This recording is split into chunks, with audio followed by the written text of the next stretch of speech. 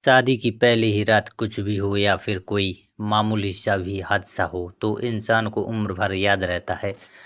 मुझे भी अभी तक याद है जब मेरी शादी हुई। शादी के पहले ही एक दिन एक छोटा सा लड़का मेरे कमरे में आया। कहने लगा, मालकिन आप ताज़ा फ्रेश जूस पिएंगी?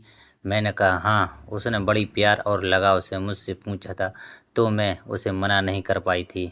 मैंने उसको हाँ में जवाब दिया, लेकिन मैं नहीं जानती थी कि यह लड़का कौन है। मैं तो यह समझी थी यह बच्चा या तो मेरा देवर होगा या फिर मेरे पति का कोई जानने वाला है। लेकिन थोड़ी देर के बाद वह जूस लेकर आया। जैसे ही उस लड़के ने जूस का गिलास मेरे सामने रखा, मुझे कुछ अजीब लगा। उसकी आंखों में एक चमक थी जो मुझे डरा रही थी। मैंने उससे पूछा, तुम्हारा नाम क्या है? उसने मुस्कुराते हुए कहा, मेरा नाम रॉकी है। मैं यहाँ काम करता हूँ। मैंने जूस का एक घूंट लिया और कहा, बहुत अच्छा। लेकिन मेरा मन बेचैन था। मुझे लग रहा था कि वह लड़का मुझसे कुछ छुपा रहा है। कुछ देर बाद वह लड़का कमरे से बाहर चला गया। मैंने जूस का गिलास टेबल पर रख दिया और सोचने लगी। मुझे यकीन था कि वह लड़का कोई साधारण काम करने वाला नहीं था। उसकी आंखों में एक रहस्य था। मैंने अपने पति को फ़ोन किया और उसे सब कुछ बताया। मेरे पति ने कहा, तुम चिंता मत करो, मैं अभी वहाँ आता हूँ। कुछ मिनटों के बाद मेरे पति कमरे में आए। मैंने उन्हें सब कुछ बताया। मेरे पति ने गंभीरता से कहा, यह मामला गंभीर है, हमें पुलिस को बुलाना चाहिए। हमने पुलिस को फ़ोन किया और उन्हें सब कुछ बताया। पुलिस कुछ ही मिनटों में आ गई। उन्होंने कमरे की तलाश ली और उन्हें जूस के गिलास में कुछ दवा मिली। पुलिस ने मुझे बताया कि यह दवा एक नशीली दवा है। मुझे बहुत धक्का लगा। मैं सोच भी नहीं सकती थी कि कोई मेरे साथ ऐसा कर सकता है। पुलिस ने उस लड़के को ढूंढने के लिए छापेमारी शुरू कर दी, लेकिन वह लड़का पकड़ा नहीं गया। मुझे आज भी उस रात की याद आती है। मुझे डर लगता है कि कहीं वह लड़का मुझे फिर से नुकसान न पहुंचा दे। पुलिस ने उस लड़के को ढूंढने के लिए हर संभव कोशिश की, लेकिन वह लड़का नहीं गया। मैं डर और चिंता में जीने लगी। मुझे लग रहा था कि वह लड़का कभी भी मुझे नुकसान पहुंचा सकता है। मेरे पति ने मुझे सुरक्षा के लिए एक बॉडीगार्ड दिया। मैंने अपने जीवन को फिर से सामान्य बनाने की कोशिश की, लेकिन यह आसान नहीं था। मुझे हर समय डर लगता था। एक दिन मैं अपने बॉडीगार्ड के साथ बाजार जा रही थी। अचानक मैंने उस लड़के को देखा। वह एक दुकान के सामने खड़ा था और मुझे देख रहा था। मैं डर से कांपने लगी। मेरी बॉडीगार्ड ने उसे देखा और उसे पकड़ने की कोशिश की, लेकिन वह लड़का भाग गया। हमने उसका पीछा किया, लेकिन वह हमसे बच गया। मैं बहुत निराश थी। मुझे लग रहा था कि मैं उस लड़के से कभी नहीं छुटकारा पा सकूंगी। कुछ दिनों के बाद पुलिस को एक गुप्त सूचना मिली। पुलिस ने उस सूचना के आधार पर छापेमारी की और उस लड़के को पकड़ लिया। उस लड़के ने पूछताछ में बताया कि वह एक गिरोह का सदस्य था। उस गिरोह का काम अमीर लोगों को नशीली दवा देकर उनका अपहरण करना था।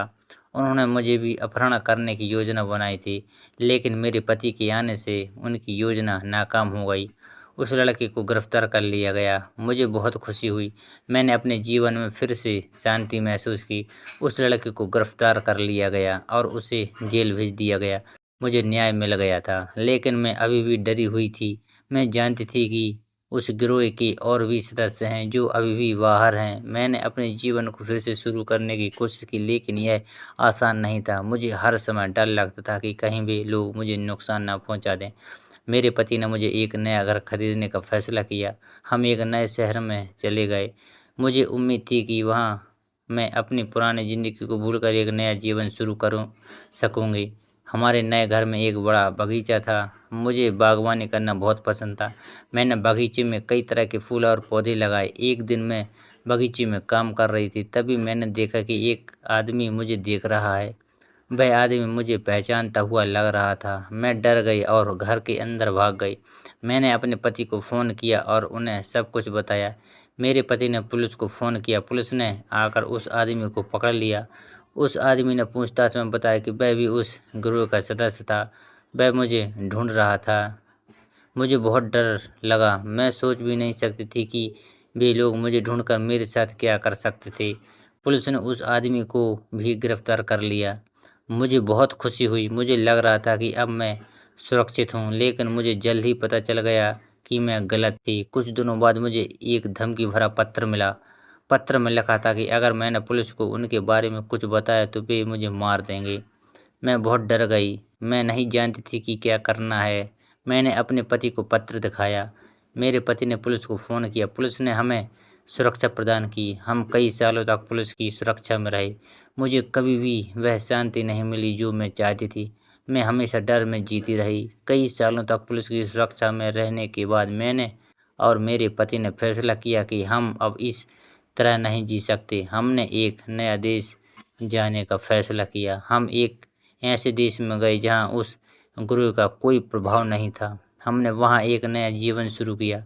मैंने धीरे-धीरे अपने डर को दूर करना शुरू किया। मैंने एक नया काम शुरू किया। मैंने नए दोस्त बनाए। मैंने अपनी ज़िंदगी को फिर से जीना शुरू किया। लेकिन मैं जानती थी कि मैं अपने अतीत को कभी नहीं भूल सकती। वह डर हमेशा मेरे साथ रहेगा। कुछ सालों बाद मुझे एक पत्र मिला। पत्र उस गुरु के सरगना का था।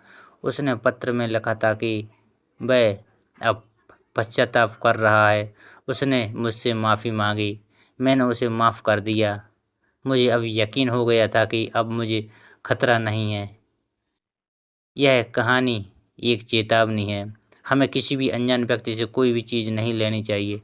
हमें हमेशा सतर्क रहना चाहिए। दोस्तों, कहानी कैसी लगी कमेंट बॉक्स में ज़रूर बताएँ। धन्यवाद।